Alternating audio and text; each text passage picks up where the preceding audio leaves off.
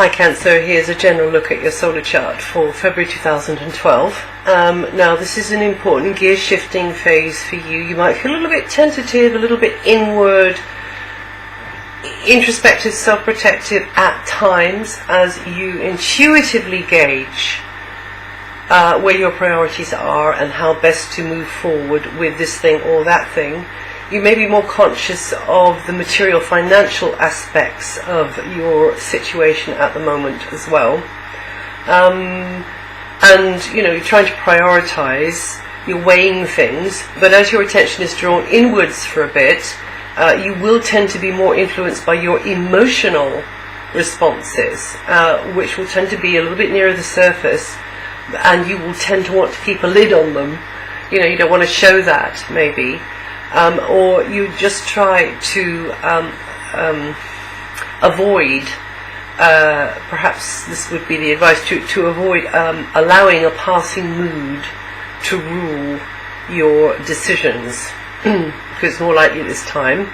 It's also likely that you've got to tread carefully with certain people, be sensitive to certain people for whatever the reason.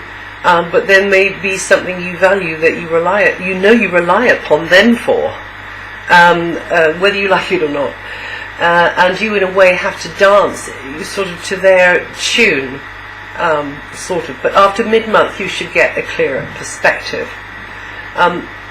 So until mid-month, discussions and ideas are likely to be centered around this sort of feel, and may have to incorporate the requirements of others, and you might be thinking more deeply about things, but also you and another that you've bonded with, that you've got a joint interest with or resource with, can be kind of getting under the skin of things with each other, and discussing and ideas between the two of you, and maybe it would be a good time actually to get some advice, to get some confidential advice. Also, it could be a time when others come to you for confidential advice. Others come to you for intuitive guidance. So really, until mid-month, possibly I could say you're more sensing than thinking at all, because your intuitive knowing is going to be very activated, Cancer, and you're good at that anyway. So just watch out for the emotional thing though, because intuitive knowing can sometimes get diluted or distorted by emotional knee-jerk responses, you see, and moods. Now then, for some of you, there could be a relationship that touches you very, very deeply, that you care very, very much about,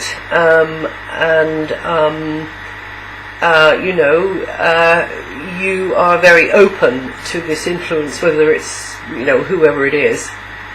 Also, at this time, it's probably very easy for some of you to have your buttons pressed, and others who know, oh yeah, I can do that, I just say that thing, So anyway, you might want to be looking at these things just now. It's a relatively brief period. Overall, I just say trust your gut, keep your feet on the ground, avoid emotional knee-jerk reactions as much as you can, and because do they ever get you anywhere? This preoccupation with the financial side of things, the property side of things, or something that you share jointly, you've got joint interest in with each other. It could be with each other, or it could be not somebody you know personally. It could be an outside agency.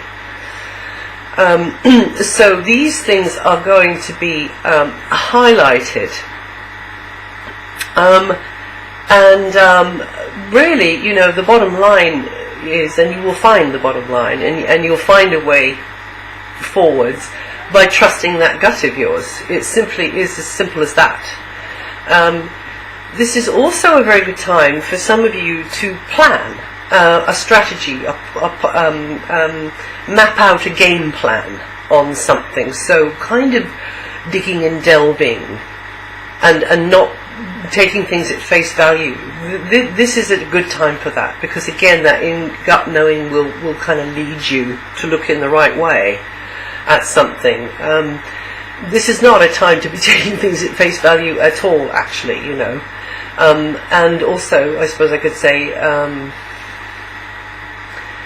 just watch out that those moods don't kind of mist over your windscreen. So sleep on something before making a decision, maybe. It is a favourable time to look beneath the surface of things just now, whether that's some kind of project or area of interest, or a person, or the dynamics of a relationship, whatever it is, or whether it's your own lifestyle habits, what you do and some of the things you do, and we all do, we know what isn't very good for us. So in ditching something there, perhaps, because you discover that it's no more than an empty habit, and it's completely irrelevant now. Also, this is a good time to have physically, externally, a declutter, because actually, as I said at the beginning, this is a gear shifting phase. You're coming out of one gear and into another at this time. Now, from mid-month, then you get into this very different mindset. You start expanding into new areas with your mind. You start to feel less inward and pondering things. Your attention starts to become more outgoing, and you start to feel more adventurous. And so that's going to be a more upbeat phase then. Also from the 8th, authority figures could be very supportive. It could be a female actually in a position who she's in a position to help you. It doesn't have to be a female, but it can even be the mother figure or the mother energy, and that's going to be from the 8th onwards. Now, a mention of Mars, for several months, Mars is going to activate the communication sector, and your social life can be sort of pretty busy. The diary can be sort of bulging at the seams. You could be mixing and mingling in person, flying hither and thither more than usual for business or personal reasons, but actually it could also be over the wires. However, having said that, in February and March, Mars is going to be going retrograde, which means that you might be getting a dose of indecision-itis, or a dose of, I'm not quite sure which way I should be going here with this, or feeling a bit nervy or scattered, and wondering which way to go. Excuse me. Clarity, or a definite direction kind of seems to elude you because maybe you're thinking too much. Maybe that part of your brain is wearing a bit thin. So, like I said before, perhaps sensing more than thinking would be a good way to be going over February. And it's not going to be time for huge victories or huge leaps forward.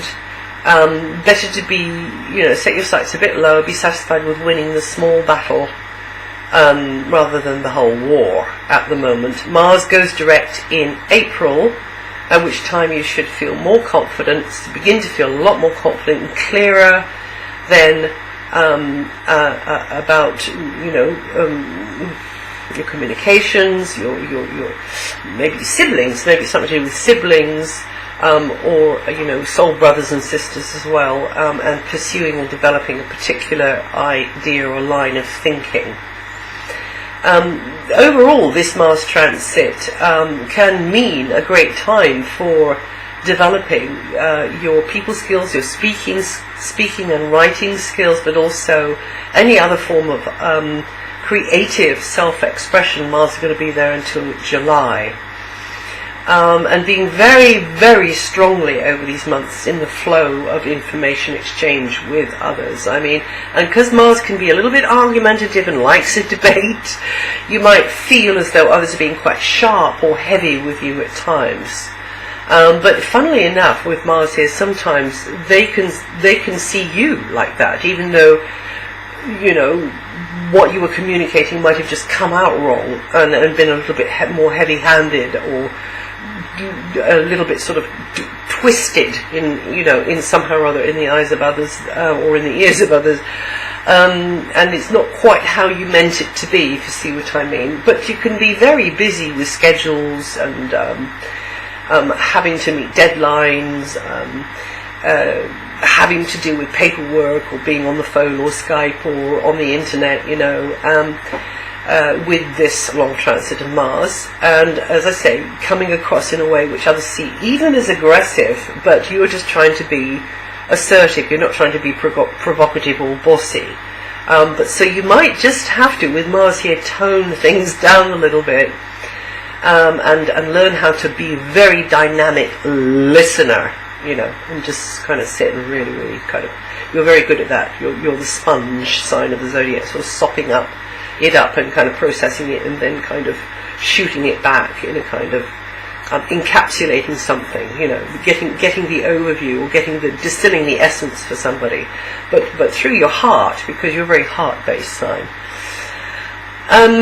Now, from the 19th, you could be in a lot more outgoing mood and ready to check out fresh possibilities and launch into things. Now, every month I usually go over the slower moving planets, and of course for you Cancer, you've got a lot going on, but I'm not going to do that this month. I'm only going to mention the move of Neptune. If you want to know about the slow moving planets and how they may or may not be affecting you in your life, then just go to my website and you can read it all, because the copy is all written down there. But there's this move of Neptune, and Neptune finally moves into its home sign, Pisces, on February the 4th. Now, you early Cancerians are going to feel the benefit of this. It's going to be a very, very positive transit for you. It's been in Aquarius since 1998. So it will finally move in February, and it will be in Pisces, which is a fellow water sign, until 2025. So this is going to affect you early Cancerians. Some of you may be developing your artistic or imaginative skills. Some of you could be accessing a larger audience. Some of you could be getting interested in any of the arts, but particularly poetry and music. Neptune rules that, and also rules the feet, so dance. Others of you could become interested in a particular special place that you feel is sacred or special.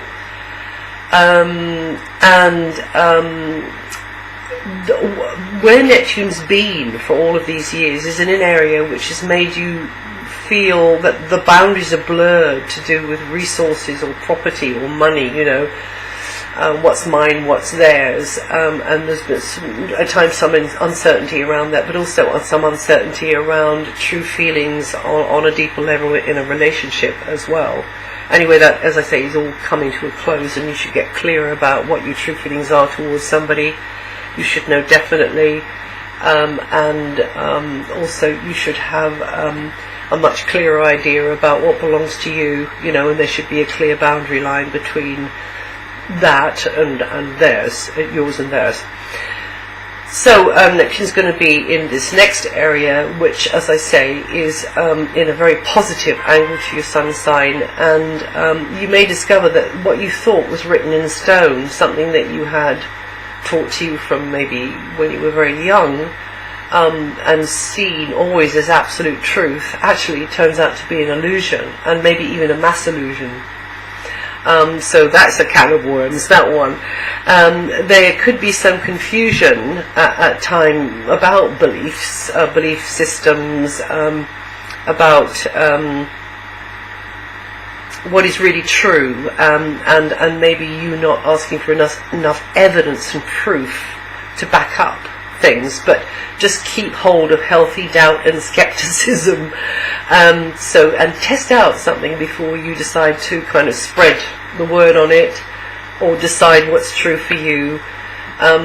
Very much with Neptune here, you could be seen as the mentor, trainer, teacher, but also nomad as well, because this is the area of Sagittarius, who loves to travel and always is on a journey, and is better to travel than to arrive, really, but learning a huge amount. So this is a very strongly communicative area, so just test out theories before maybe you're putting them out there. Fantastic area for storytellers and people who write, people who do art, people who tell stories. Now, you early Cancerians, as I say, but born in the first maybe up to 2 days, or with up to 2 degrees of Cancer rising, you're going to feel this energy mostly this month. And like I say, if you want to know about the other planets, Saturn, Pluto, and the like, go to my website and read it there. And also you might like to listen to the forecast for your rising sign or your moon sign, see if that makes any sense to you at all. And I will see you the next time.